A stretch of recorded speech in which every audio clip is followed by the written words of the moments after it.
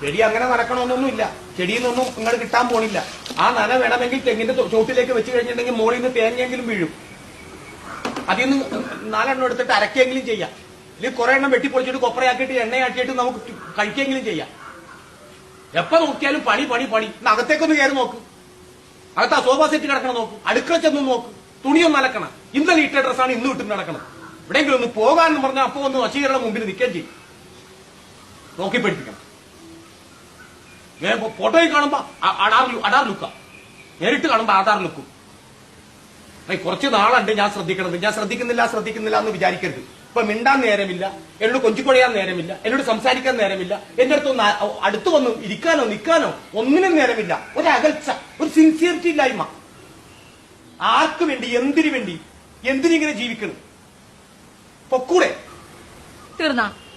പറഞ്ഞു തീർന്നാ നിങ്ങള്? തീർന്നു. എന്നാ ഞാനും ഒന്നും കാണുന്നില്ല നിങ്ങൾ വിചാരിക്കണ്ട. നീ എന്ത് കാണുന്നുണ്ടെന്നാ പറയണത്? എന്ത് കാണുന്നുണ്ടെന്നാ? ഒന്നല്ല, 1000 കാര്യങ്ങൾ ഞാൻ കാണുന്നുണ്ട്. ഒരു കാര്യം നീ പറ.